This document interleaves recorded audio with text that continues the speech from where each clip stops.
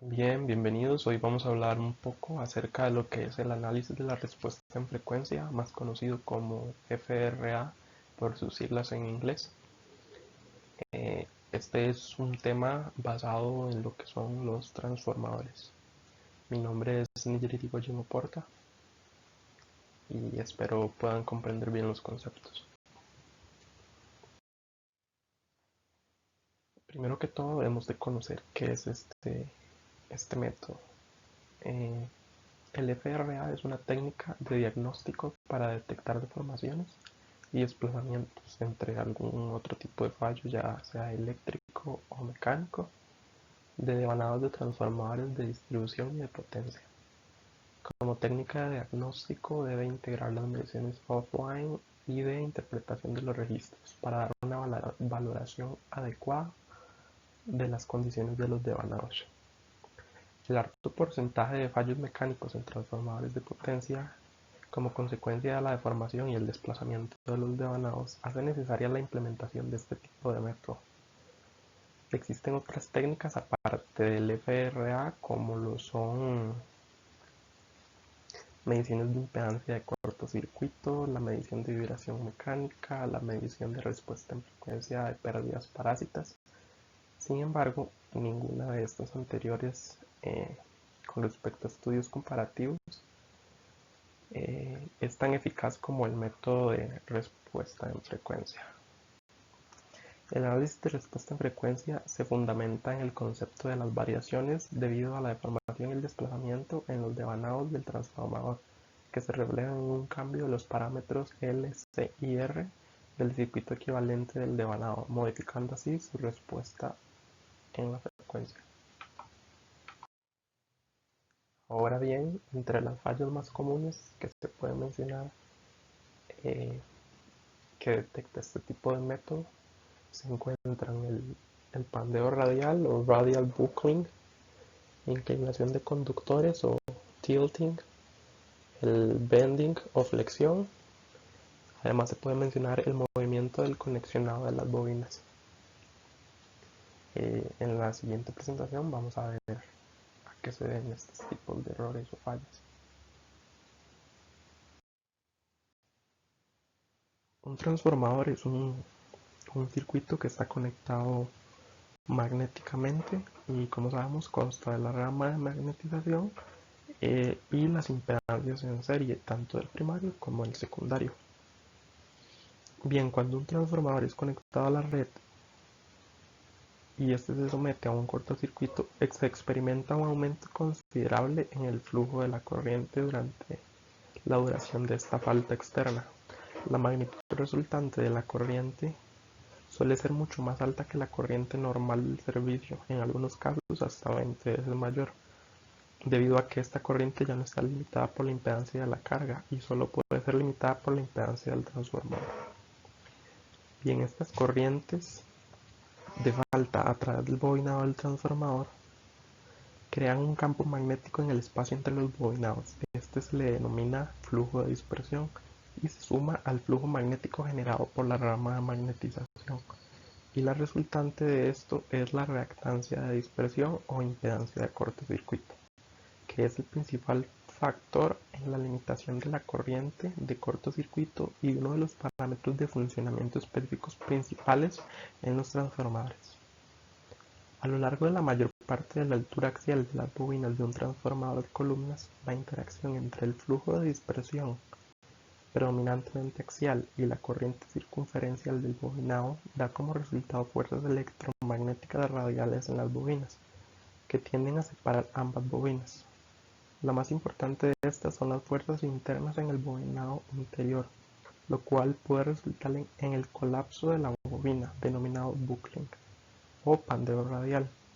En los extremos de las bobinas de un transformador de columnas, el flujo de fuga ya no es puramente axial y atraviesa ambas bobinas. La interacción entre la componente radial de este campo y las corrientes de los bobinados produce fuerzas electromagnéticas que actúan en sentido axial y que tienden a comprimir las bobinas.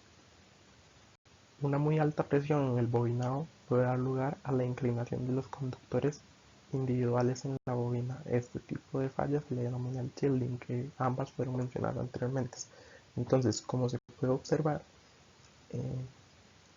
debido a este flujo magnético que se crea entre los bobinados del transformador, puede que surjan defectos mecánicos, pues sabemos que las bobinas deben de estar en su centro magnético siempre para que no hayan discrepancias o bien diferencias entre los campos magnéticos generados entre estas. Y es por esto que se producen los fallos, algunos de los fallos mencionados anteriormente. Ahora bien, entrando un poco en materia, como el nombre lo dice, este es un análisis de respuesta en frecuencia. Es muy similar a lo que se analizó anteriormente con respecto a cómo se elaboraban los diagramas de Bode. Es prácticamente lo mismo. Y como se observa en la imagen, esa es la relación que se utiliza para determinar la respuesta en frecuencia. Básicamente es un proceso por el cual se mide la respuesta en frecuencia del cuadripolo pasivo cuando se inyecta una señal de frecuencia variable. Básicamente es una onda sinusoidal. La respuesta en frecuencia es la relación entre H en función de JW y W, que es la frecuencia angular de la red, cuando se alimenta al circuito con una señal sinusoidal, como ya mencioné anteriormente, con una amplitud constante. La variación de la amplitud de la relación que tenemos en la presente ecuación en función de la frecuencia angular es generalmente denominada como la respuesta de amplitud, mientras que la variación de la fase del lado izquierdo de la ecuación en función de W se conoce como la fase de la respuesta en frecuencia. Los cambios en configuración geométrica cambian la red de impedancia y a su vez alteran la función de la transferencia. Los cambios en la función de la transferencia pueden revelar una amplia gama de modos de fallo. Básicamente, a partir de esta ecuación y cómo va variando la respuesta en frecuencia de nuestro circuito del transformador, nosotros debemos ser capaces de entender qué tipo de falla se está presentando dentro del transformador. Cabe destacar que un cuadripolo es una red con un par de terminales de entrada y un par de terminales de salida. Y si la red se compone de resistencias lineales, inductancias, incluyendo la inductancia mutua y las capacidades, y no hay ninguna fuente de alimentación independiente en el interior, este se denomina pasivo. El bobinado del transformador puede ser considerado como un cuadripolo pasivo a altas frecuencias. Las propiedades reactivas de una muestra de prueba son dependientes y sensibles a estos cambios de frecuencia.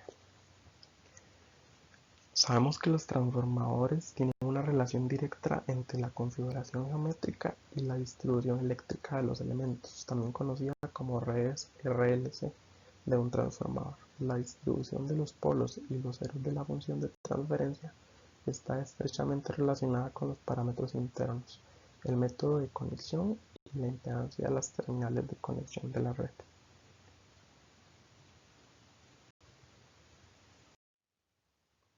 Bien, para finalizar, sabemos que por definición este método consiste en realizar las mediciones de los devanados del transformador de la magnitud y la fase, ya sea de impedancia o de la función de transferencia, cuando se les aplica una señal sinusoidal en una amplia gama de frecuencias, comparando luego las mediciones con un conjunto de registros de referencia, pudiéndose tratar de registros del mismo transformador,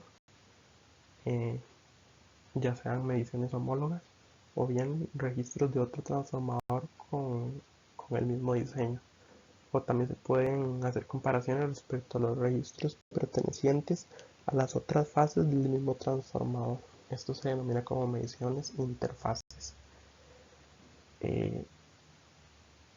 Bueno, entonces básicamente la interpretación de los resultados de este método es un método plenamente comparativo.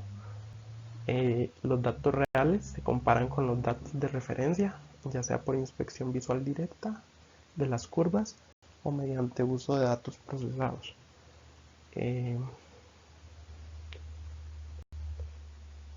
Y eso sería prácticamente. Muchas gracias.